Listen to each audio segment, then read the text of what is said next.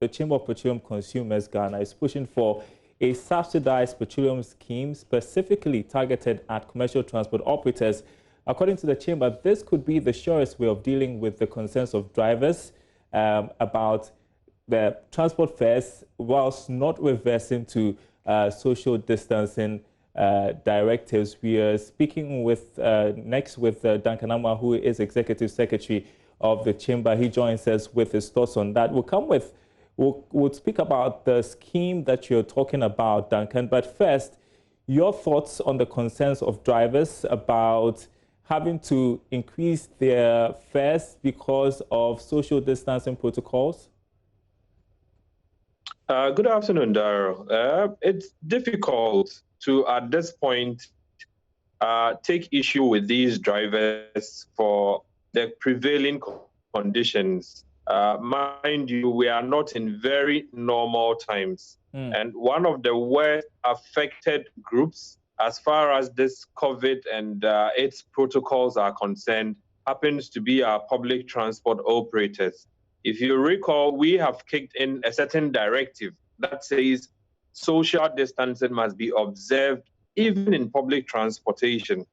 So what that means is that they wouldn't exactly be able to get the standard number of passengers that they ordinarily would have done per trip.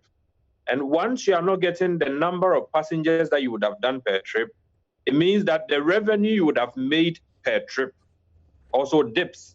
And per the numbers we have seen with them, most are losing almost 40% of the regular revenues that they ordinarily would have gotten but for COVID. And so whilst you have a situation where their revenues have dipped, we are also increasing fuel prices gradually against them. If you recall, not too long ago, you had a situation where we saw fuel prices go up by 8.3%. It's gone up by about 4.6 thereabout. It's gone up just a day or two, another 3.89%. So if you put these together, there is cumulative hardship, particularly on those with public transport or the trotro guys, if you call them so. Whilst they are not making enough money, we are also increasing fuel prices. So it is quite difficult to argue that they do not deserve any upward adjustment in fares. But Daryl, we are also mindful of the implications of adjusting transport fares. Once you adjust transport fares, you are putting a lot of pressure in the system on the market women, on the teacher, on the nurse, on everybody who goes out there day in, day out to do their work. And so there will be a cascading effect on everything within the economy. And we are saying that we can prevent that situation where you now leave these drivers with no option but to go and increase fares just so as to be able to sustain their day-to-day operations, because the cost of fuel has gone up, yet their revenues cannot be anything to take home because of the advent of social distancing in these cars.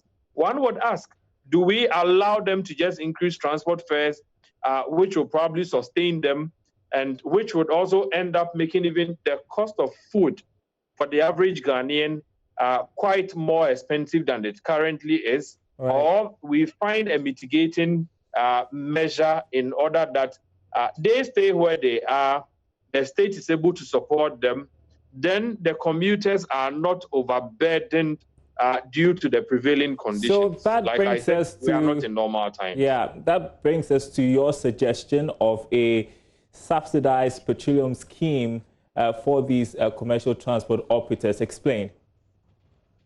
Daryl, if you do take a look at the transport sector, a lot of these commercial transport operators operate with what you would call the vehicle income tax sticker. What it means is that they also contribute largely to our tax net.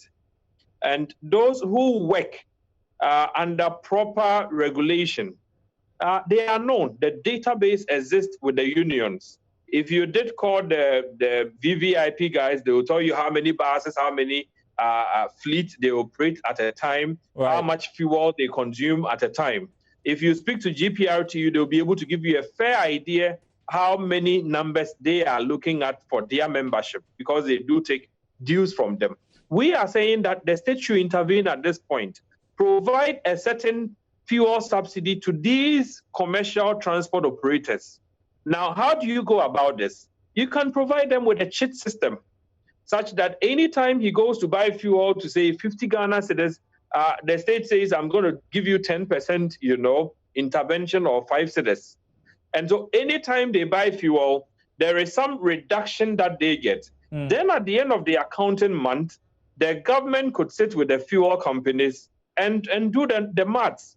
Now, to also ensure the system is not abused, we may have to put in a few, security measures to ensure that the cards we give them cannot be duplicated, and the fuel stations are not going to be in a position to just duplicate it and go overcharge government for whatever these drivers have used. Okay. So we need to put a measure in place. If the government also believes that, well, if we found, let's say, 10 million Ghana cedis, 20 million Ghana cedis, and gave to the various unions, their memberships will be able to get something small to sustain or augment their fuel purchases. That would also be another way. But whatever it is, we need to find a certain mechanism to reach out to these drivers in order that we do not sit and allow them just to increase transport fares for everybody, which will have a cascading effect on the general cost of living for every Ghanaian.